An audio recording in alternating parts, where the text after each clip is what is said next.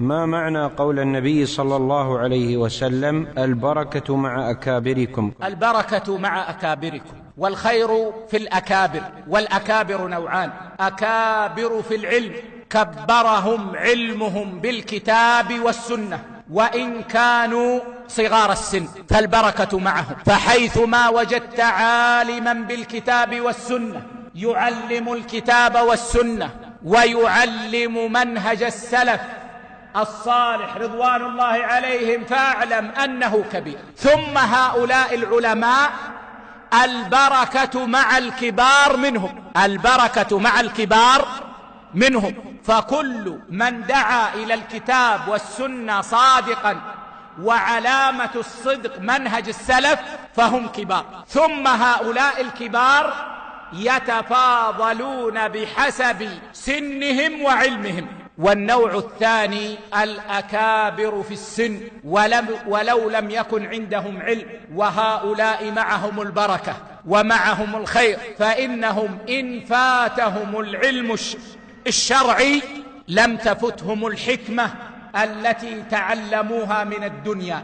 ولذلك يا إخوة، أهل الأهواء يزهدون في الكبار من العلماء وفي كبار السن، لأنهم يعلمون أن الكبار من العلماء يقطعون عليهم طريق الشبهات، وأن الكبار من السن يدلون الشباب على الخير بفطرتهم وخبرتهم.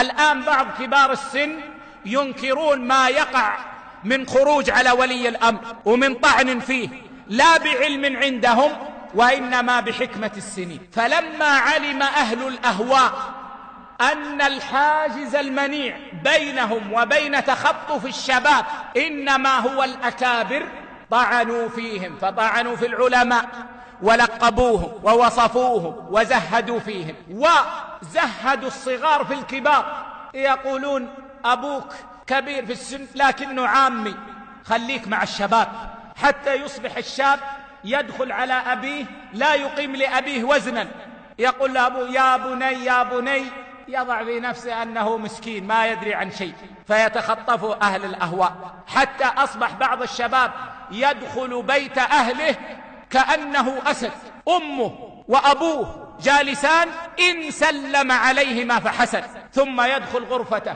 حتى يذهب إلى الشباب. والله هذا من فعل أهل الأهواء. أما أهل السنة فيأمرون بلزوم الكبار، لزوم الكبار من العلماء ولزوم كبار السن والاستفادة من تجاربهم وإكرامهم. والله لا يكرم كبار السن إلا كريم، ولا يهينهم إلا لئيم. والبركة مع الأكابر في العلم وفي السن، فمن أراد البركة فليلزم غرز العلماء الأكابر، وليكن مع كبار السن محترما لهم موقرا لهم عارفا قدرهم. والله تعالى أعلى وأعلم.